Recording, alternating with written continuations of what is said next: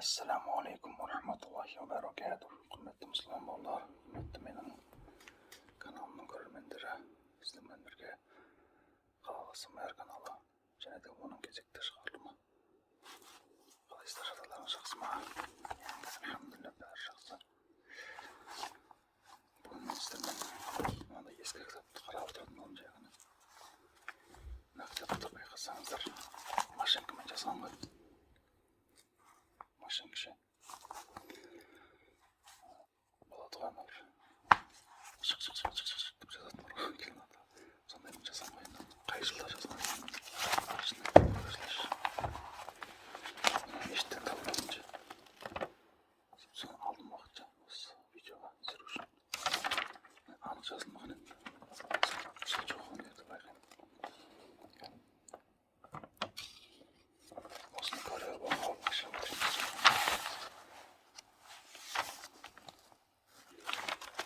Басынан көреген бісмілләһ. Енді ойлаймын бір-екі парақтар түсіп қалған жарбайтын дейді. Тақыраттың нейді? Мәкрүһлері дей ма? Рұқсат етілмеген амалдар, яғни мәкрүһтар ғой. Мәкрүһлер дейді. Енді 90 жылдың ортасында немесе басында жасалған кітап қой енді. Амал жоқ. Бармен базар қылып істеген қыз ол кезде. Бірақ сол діннің негізгі базасы барлық қамтылған сияқты. Өткенде мешітті табылған кезде бір қарап шықтым, көзім жүгірді. Қарасам, егер осы діннің басты ақпараттары, намаз бен оразадағы керекті мағлұматтар бар екен. Байқап қалдым соны. Басынан бастап көрейік. Бісмілләһ деп кеттік.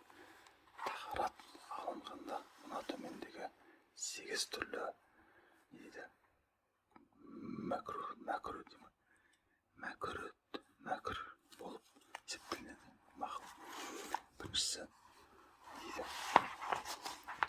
суды көп төгіп дейді, ысырап қылу, яғни дәрет барысында аямай суды шомылып көріп дәрет аламыз, соны айтып жатырмын. Екіншісі, бәріміз білеміз ол ақпараттар негізі, бірақ мынандай ақпарат көзінен оқу ерекше қызықты. Екіншісі дейді, оң қолымен мұрнын өңгеру. Негізі мына жерде қазақша әріп болмаған ғой негізі. Соның орнында леп белгімен ауыстырған ғой. Сондай ма деймін? Сіңгіру деген сөз. Өңгіру, мақұл. Үшіншісі, әрбір мүшені 3-тен кем немесе артық жуу. Яғни біз намазды оқыған кезде, дәрет алған кезде 3 рет жуымыз керек қой. 4 рет жуып кетпеу керек. Немесе одан аз жуып кетпеу керек. 2 рет жуып кетпеу керек. Ол кезде уже макрух болады. Біреулеріміз ұмытып кеткен шығармыз бұл ақпараттарды, уже үйреніп, қойшыда бір-ақ рет жуып жүргендерді мен талай көрдім. Суды үнемдеу керек деп, бір-ақ рет жуатындарды талай көрдім. Сондықтан 3 рет жуу керек негізінде, сүннет бойынша. 1 рет парыз, кейін тағы да 2 рет жуу қосымша сүннет болып саналады. Сондықтан да сондай. Басқа 2 қайсынан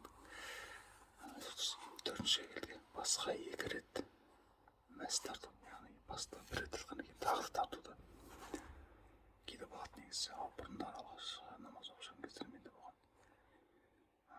Дәрет алып болып намаз оқып жатқан кезде басыма мәс тартпаған сияқты тұрғанда ше. Күмәнданамын.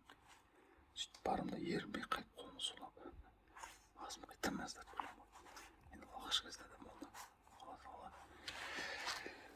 Алла деп сондай шайтан сондай немен күмән салып сынайды екен ғой. Бетке суды қатты үріп шашыратып жуу дейді. Яғни шашыратып жуамыз. Соны айтып отыр. Тахарат суды біреуге дайындауды. Өйткені біз дұрыс айтады. Өйткені біз намаз оқысақ өзіміз үшін оқимыз ғой. Біреу үшін оқымаймыз. Өз суымызды өзіміз дайындауымыз керек қой. Тахарат алып отырғандар дүние сөзін сөйлеу, сәлем беру, сәлем алу, ассаламу алейкум деген кезде алейкум ассалам деп жауап бермейді. отырып басыңды изеп қойып отыра бересің. Әурет ашылғанда өз әуретіне өзі қарау. Өзінің әурет мүшелеріне қарап отырсаң, макрух болсын ол деген. Тахараттың муфситтері. Тахараттың муфситтері дейді. Тахаратта бұзатын істер. Тахаратта 8 түрлі муфсит бар. Әуреттен нәжіс немесе басқа зат келу. Үлкен дәретке шығып қойса, кіші дәретке шығып қойса, немесе жел шығарып қойса бұзылады деген сөз ғой. Сондай шығар. Тахараттан қан ірің немесе сары су ағу, мұрнын қан ағу, көзден іріңді жас ағу, ауыз толысына тағам ауқат ас немесе азғана болса да қан құсу. Аузын құлып және толып құссаң дәрет бұзылады негізінде. Сондай жатып немесе сүйеніп ұйықтау. Дуалын сүйеп алып отырып ұйықтасаң дәрет бұзылады. Ал отырып кейде болады. Имамды күтіп отырсаң, имам келмейді. Отырып отырсаң көзің жұмып кетеді. Оянып кетесің. Ол кезде ешкімге сүйенбеген болсаң дәрет бұзылмайды деп айтады. Бейқұш болу дейді. Есінен айырылып қалу, яғни талып қалса намаз бұзылады, дәрет бұзылады. Намаз ішінде қатты құрқылдап күлу дейді. Намаз ішінде қатты құрқылдап күлсе дәрет бұзылып кетеді дейді. Біздің мазхаб бойынша. Кейін бірақ басқа мазхабтарды білетін адамдарды сұрақ көрген. Негізі қатты күлгенде намаз бұзылады, бірақ дәрет бұзылмайды деген пікір бар дейді. Сондықтан кейде дәрет алу қиын болып тұрса, біреудің үйінде жүрсеңіз, мысалы, қайда біреудің үйінде дәрет ала беру немес қой, ыңғайсыз. Немесе бір су аз жерде жүрсеңіз, су жоқ жерде жүрсеңіз, күліп жүрсеңіз, бұзылмайды деп есептеймін.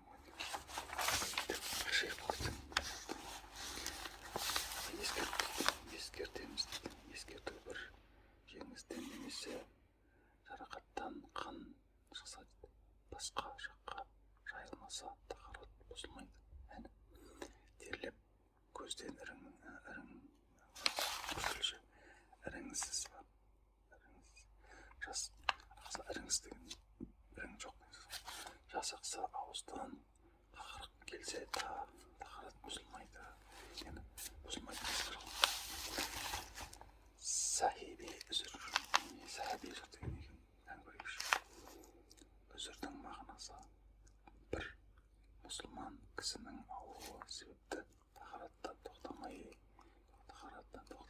Жыныс мүшелерінен тамшылап тұрады, мұрнынан қан ағады кезінде көзіне жас парлап ағып тұрады деген сияқты. Міне осындай жағдайларда сахиби үзір дейді. Бұл кісілерде намаздан босатылмайды. Әрбір намазға арнайы тахарат алу керек. Яғни бір жеріңіз қанай беретін жер болса, мысалы, атыңыз байым кейде болады, әртүрлі аурулар бар. Біреудің мұрны қанай беретін адамдар білемін. Әр намазға бір дәрет алады да, сол бір намазға ғана шыдайды ғой. Жарайды деген. Егер намаздың үстінде тағы да тахаратта шыдамады дейік, бірақ сахиби үзір үкіміндегі кісілердің тахаратта сол намаз үстіне ысынбаған болып есептелінеді. Намазын беймалал деп айтамыз. Оқып бітіре беруіне болады. Келесі намазда жаңадан тахарат алу керек дейді. Ғұсыл 11 түрлі болады. Ғұсылдың 11 түрі болады. 5 парыз ғұсыл. Уәжіп ғұсыл 4 дейді. Сүннет ғұсыл. Мұстахаб ғұсыл. Оқинше. Парыз болған 5 түрлі ғұсылдар. Мыналар дейді.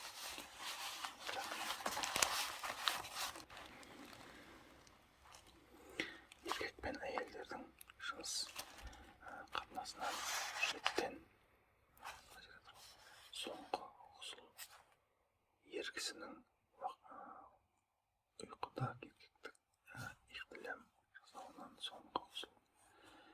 Үшінші, әйелдің ұйқында ихтилам әйелдің қылғаннан соңғы жасалатын құсыл. Әйелдің ай сайын келетін қызылынан хайыз соңғы құсыл. Әйелдің намазынан нәпс нифас соңғы құсыл. Вәжіп құсыл. Өлген кісіні бұлдан құсыл қыстамысында. Құсылдың сүннет болған төртеуі мыналар. Жұма күні жүніп болмаса да жұма намазына бару үшін жасалатын құсыл. Яғни сүннет болып салатты олар. Рамазанда ифтар, айдыл фитр дейді. Иді фитр деп қойған, айдыл фитр дейді. Айт намазына бару үшін жасалатын құсыл дейді. Құрбан намазына бару үшін, құрбан айт намазына бару үшін жасалатын құсыл. Бұлар енді парыз емес, сүннет деп тұрған. Хажға бару, мұсылманның ихрам киімін кию үшін жасалатын құсыл. Бұлар енді сүннет. Мұстахаб құсыл дейді. Бұлар не дейді? Біреу басқа діннен ислам дініне кіру үшін жасалатын құсыл. Христиан болып жүріп, исламға барған кезде құсылады. Құсылдың үш түрі парыз бар. Үш парыз бар дайын құсылған кезде. Біріншісі ауыз шаю керек, 3 рет шаю керек. Екіншісі мұрнын ішін 3 рет шаясың екен, бетіне, бүтін денесіне, яғни 3 рет су жеткізіп, жұмақ деп қойған. Жуу керек дегенде жұмақ деп айтады.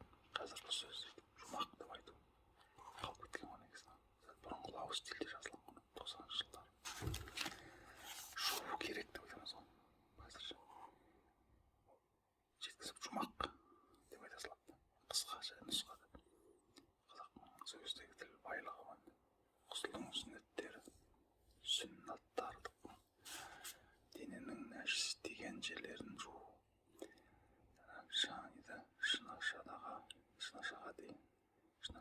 Шынатақ қойды дейін қолдарды жуу, яғни ғұсылда сүннеттер қойды. Ғұсылда бұрын тағаратал, ғұсылдан бұрын тағарат дәрет алу керек дейді.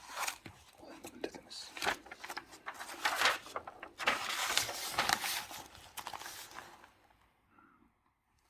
Давай бір жайлап қашып көруге. Шықырлап башып отырайық.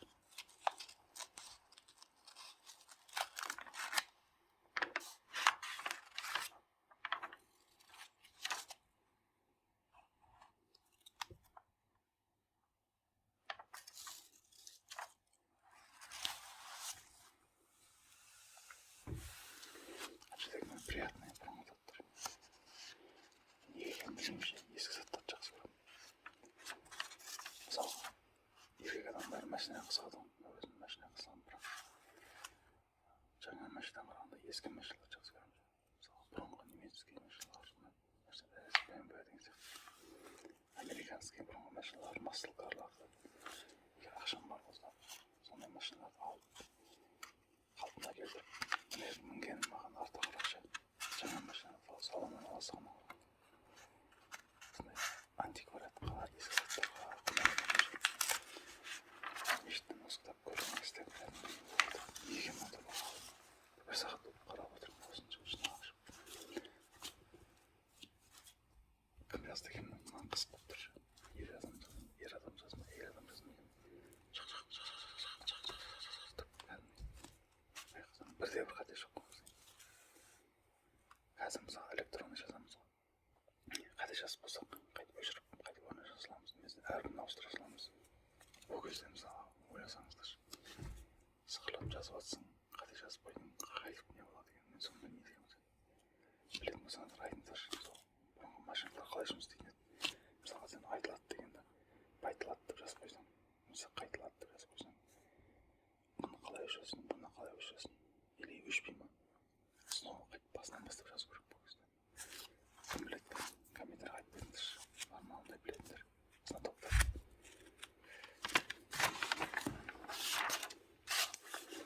Так. Аллаху акбар деп тұрып жазып кеткен. Аллаху акбар. Негізі сауаты жақсы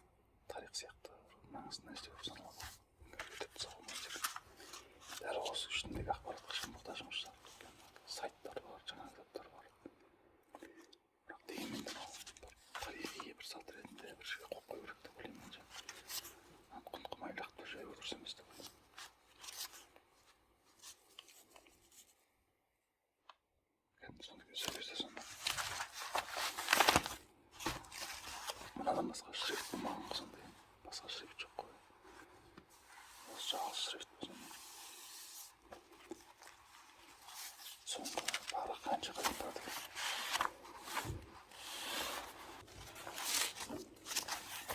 So'nggi betgan.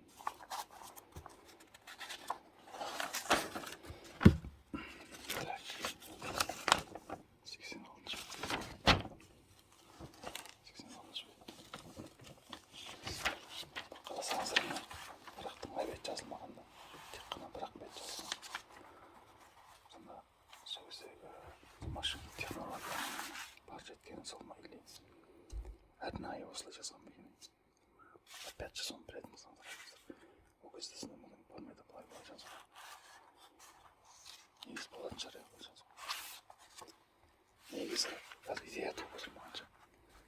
Болашақта сондай бір машинканы алып келіп, бір жерден сатып аламын ба, или бір жерден арендаға аламын ба, антиквариат магазиннен сатып аламын ба. Сондай келіп жазып отқан ансыбырын түсірсем былай болады. Или сақырлап болмай кетемін. Негізі болашақта осы өзімнің клавиатураммен жазып отырып, бір діни ақпараттар жазып отқан видео түсіремін деген ойымда бар негізі. Машинка туралы ойламаппын.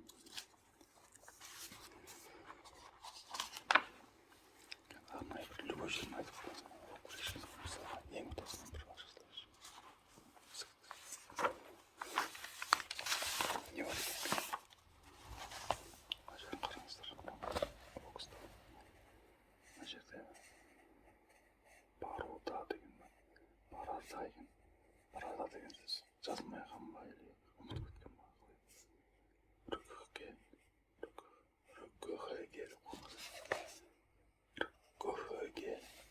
Рүкіге деген саштағы сажда деген сажда барарда қиямға қайтады. Намаздың сүннеттер жайлы айтып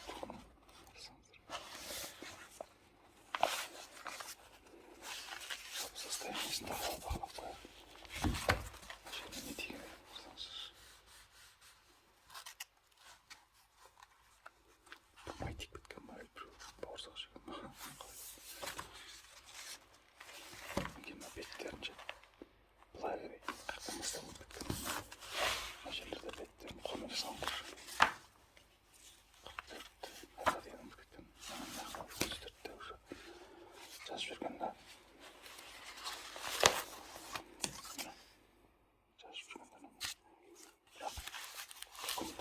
Bir momentte bir saatte umut bekliyorum. Bitten çalışıyor. Şimdi bu oydu ne yapacak?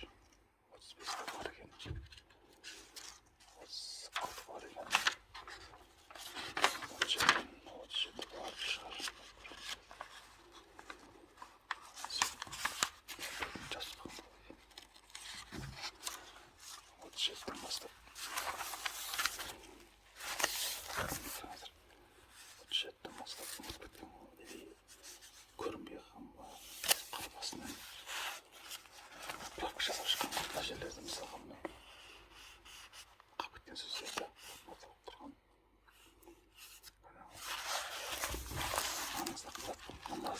Намаздыгер дейді. Намаздыгер деген қай намаз білесіздер ме? Білмейді қошындар намаздыгер деген. Бүйтеміз мысалға таң намаз дейміз. Біз жақта қойыңыз. Біздің Шымкент жақта таң намазы 5-ін дейміз. Одан кейін асыр. Одан кейін ақшам намазы. Одан кейін құптан намазы. Айтып кетіңіздерші. Сіздердің өңірлеріңізде қалай айтылады? Таң намазы қалай айтылады? Или арабша айтасыздар ма? Иша, фаджр деген сияқты. Қалай өзі былай?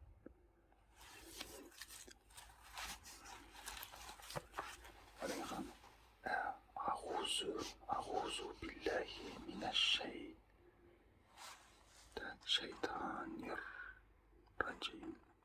الرجيم. Мәжелді қап кеткен орны тұрып тұрған. Рахматуллах деген басын аяғын баса салған. Енді кім істеген болса да Алла разы болсын негізі. Мен ойлаймын, бұл хатты маған дейін қаншадан оқыды. Ол кезде қазіргідей интернет жоқ. Мысалға да ақпарат қаяқтан алады, кітаптардан алады, ал кітап жоқ. Ол кезде где-то мынау мен егер таң қылмаймын, егер де 90 90 жыл емес. Оның алдында жазылған болса таңғалмаймын. 89 ма, 86 ма, білмеймін ғой. Бірақ қашан жазылған болса да, мына жазған кітапты жазып кеткен адамға Алла разы болсын. Иә, бұдан қаншадан білім алып, осы діннің базовый білімдерін алып, қайтқаннан соң амал қылып, егер мына кісі қайтыс болып кеткен болса, мысалға да артынан сауаптар барып жатыр деп үміттенемін. Мына жерде мына шығады, ағарып кемеге басты қойған ба әлі қақтан басталған. Мына жерде басты адау ақында көрінбей дегенмен өзгеше ақында бір сәтте басты ауыстырған ба әлі бір барабан деймін, сондай ауыстырған ба, қалай болған. Мына жерден бастап қайтадан ағарып жазыла бастаған жамағат намазы туралы. Давайте оқиық.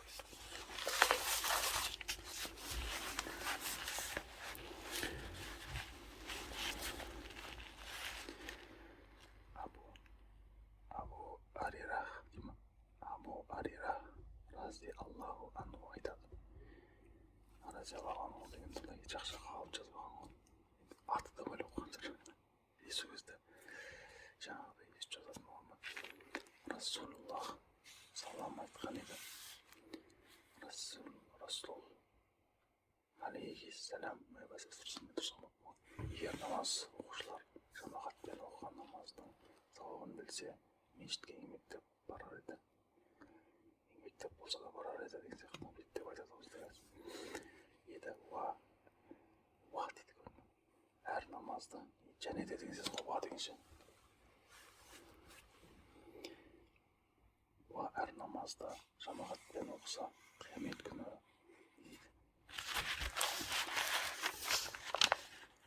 сираттың көпірінен, қияметтің қау көпірінен, сонда қияметтің қолына типа жақсы ақ осында. Бетін ашылып, бетін жауып тұр ғой есебі. Жасылдай болып өтеді дейді. Жасылдай қоғай өтеді деген сияқты сөз ғой. Намаз оқығанда бір-екі кісі қауым болады, яғни жамағат болады. Жоқ қауым болады. Төртінші кісі жамағат болады дейді. Негізі бізге айтқанда екі адамның өзі жамағат болып санала береді деп айтатын еді. Мына жерде сөйтіп айтып тұр. Әртүрлі пікір бар ғой шариғатта, енді әсіресе фиқта төрт мазхаб дегенде шыққан жоқ. Сондықтан да ол жамағат намазына байланысты не бар екен көрейік.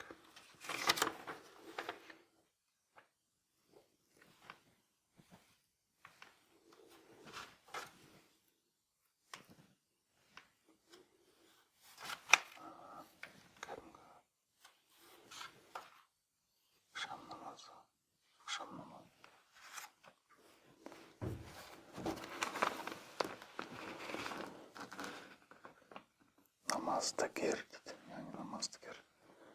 Сөйтіп айтатын да бар ма сіздер жақта? Намаздыгер деп айтады екен.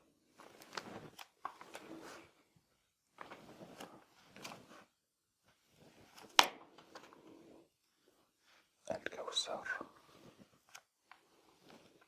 Мына жақта үлкен әріппен жазған екен. Ат-тахияту лиллахи деген уассаламату ат-тайбат. Ассаламу деген ұмытып кеткен олардың үшін. Сөйткенде оған кейін тәржімені тапесті сөйткен. Ассаламу алейка айухан набиюді.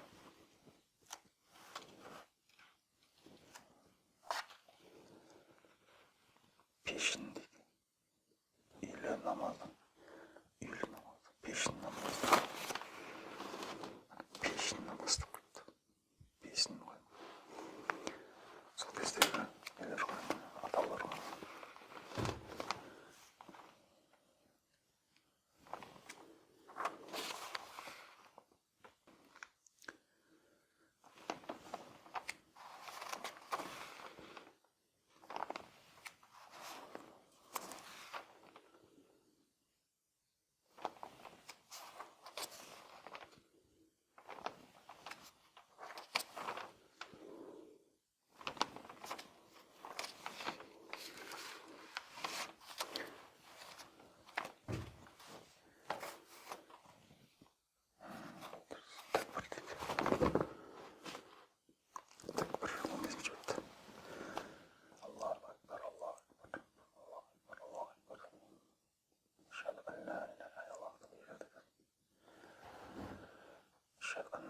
Muhammed Resulullah. Allah'ın yerde uçasın. La ilahe illallah beraber yazın. Taza kana kıyması kaldı. Her kim boş. Tek maskaptın. Kavunu bulasılan önce işte. Hayya halas salah diyeyim. Hayya halas salah diyeyim.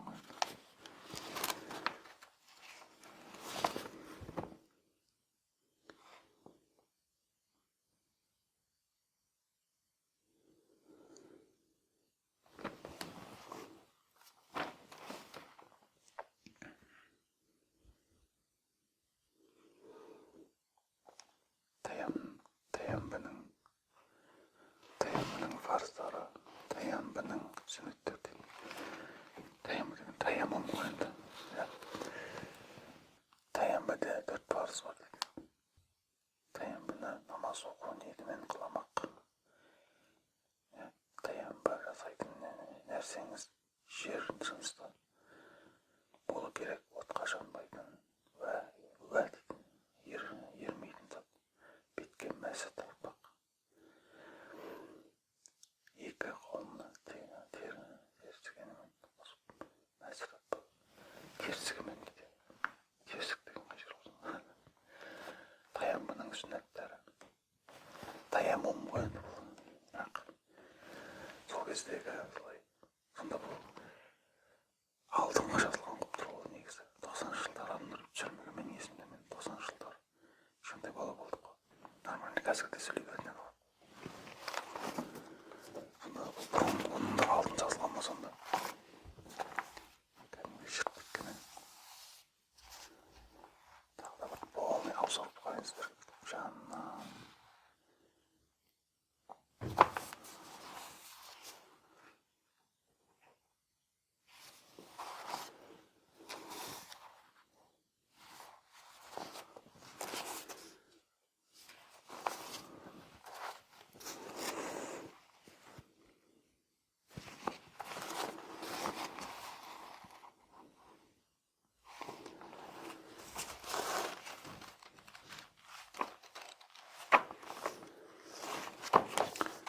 осындай енді ал онда бауырлар осымен бүгінше аяқтайық каналда белсенді болып комментарий жазып лайк басып дизлайк басып ұнамаса осылай белсенділік танытсаңыздар жақсы болар еді ал онда құрметті көрермен келесі шығарылымда кездескенше ассаляму алейкум